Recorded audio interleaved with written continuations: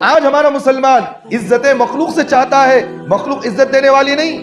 ایک صحابی کا واقعہ ہے، ایک مرتبہ ایک صحابی ایک بادشاہ کے پاس گئے، اس بادشاہ نے اس صحابی کو دعوت دیا، دسترخوان بچھائے، سب کھانے کے لیے بیٹھ گئے۔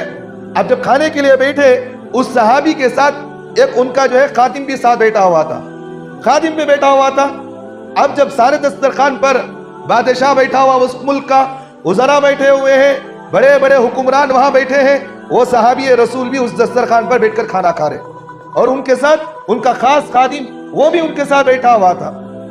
کھانا کھاتے کھاتے ایک دانا زمین پر نیچے گر گیا، ہاتھ سے چھوٹا، نیچے گر گیا۔ اس صحابی رسول نے اس دانے کو اٹھایا، پوچھ کر کھا لیے۔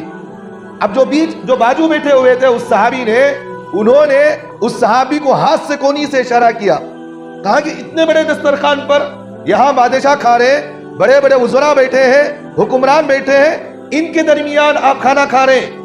یہاں دسترخوان پر نیچے اگر کوئی لقمہ بھی گر جائے اٹھانا نہیں چاہیے، ان کی بے ادبی کے خلاف ہے، یہاں اس طرح اٹھانا یہ ادب کے خلاف ہے۔ تو اس صحابی رسول نے ایک ایسا تاریخی جملہ کہا، انہوں نے کہا کہ ان بے وقوفوں کی وجہ سے میں اپنے رسول کی سنت کو چھوڑ دوں؟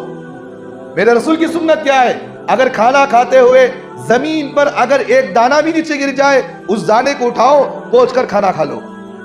اللہ کے رسول کی سنت ہے یہ۔ مشکات شریف کی روایت ہے، سرکار دو عالم صلی اللہ علیہ وسلم نے فرمایا، جب بندہ کھانا کھاتا ہے تو شیطان 3 دانوں کو زمین پر گرا دیتا۔ کتنے دانوں کو؟ 3 دانوں کو زمین پر گرا دیتا۔ اللہ کے رسول صلی اللہ علیہ وسلم نے فرمایا، وہ 3 دانے کون سے جانتے ہو؟ ایک ہے برکت کا دانہ، ایک ہے مغفرت کا دانہ، ایک ہے صحت مندی کا دانہ ہوتا۔ یہی دانوں کو شیطان کیا کرتا؟ اس دانے کو زمین پر گرا دیتا۔ اگر وہ دانہ کھا لیا بندہ تو مغفرت ہو جاتی ہے، اگر وہ دانہ اٹھا کر کھا لیا اللہ کی رحمت متوجہ ہو سکتی ہے، اور وہ دانہ کھا لیا صحت مندی بن سکتی ہے۔ سرکار دو عالم صلی اللہ علیہ وسلم نے فرمایا، زمین پر کھانا کھاتے ہوئے ایک دانہ بھی گر جائے تو دانے کو اٹھاؤ، پاک کر کھا لو۔ اس لیے شریعت کے اندر کیا؟ دسترخوان بچھا کر کھانا یہ اللہ کے رسول کی سنت ہے۔ بھئی دسترخوان جو ہوتا ہے نا، وہ پاک و صاف ہوتا ہے۔ اگر کوئی بندہ کھانے کے لیے بیٹھے، زمین پر کھانے کے لیے بیٹھے، اگر کھانا کھاتے ہوئے دانہ زمین پر گر جائے، کنکر لگ گئے، تو اٹھا کر کھانے کے لیے کوئی بندہ آمدہ ہوتا، اسے کہتا ہے حضرت نیچے زمین پر گر گیا، دانہ لگ گئے، کنکر لگ گئے، کیسے اٹھا کر کھانا؟ بولتا نہیں بولتا، ہر بندہ اسے گھن کرتا ہے۔ اس لیے شریعت کے اندر کیا؟ دسترخوان بچھاؤ، زمین پر کھا رہے ہو، دسترخوان بچھا کر کھاؤ، دانہ بھی گر جائے تو اس پاک دسترخوان پر گرے، پاک کپڑے پر گرے، اسے پوچھ کر تم کھا بھی سکتے ہو۔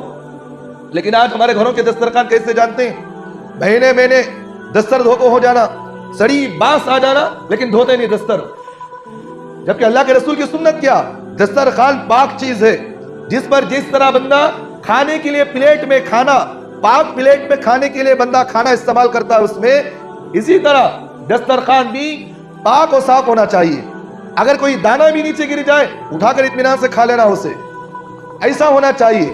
اللہ کے رسول صلی اللہ علیہ وسلم نے ہر چیز ہمیں سکھا کر گئے، یہاں تک کہ اللہ کے رسول صلی اللہ علیہ وسلم نے فرمایا، اگر کوئی بندہ پانی پی رہا ہو، دودھ پی رہا ہو، پینے کی چیز اگر کوئی بندہ رکھا ہے گلاس میں، اس گلاس میں، یا اگر کوئی مکھی آ کر اس گلاس میں گر گئی، مکھی آ کر اس گلاس میں گر گئی، مسئلہ ذہن میں رکھنا، مکھی آ کر اگر گلاس میں گر گئی، سرکار دو عالم صلی اللہ علیہ وسلم نے فرمایا، اس مکھی کو گلاس میں پوری ڈباؤ، اٹھاؤ، پھر پھینک دو باہر۔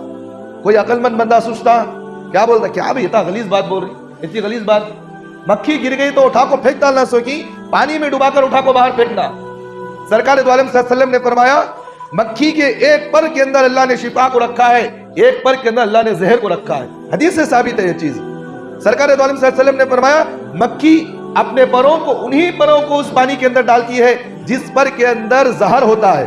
آپ نے کبھی بھی مکھی اگر گرتی ہو، آپ غور کر کر دیکھیں، مکھی جو گرتی ہے وہ ٹیڑھی ہو کر گرتی ہے، وہ مکھی کبھی بھی جو ہے پورا نہیں گرتی، ٹیڑھی گرتی ہے۔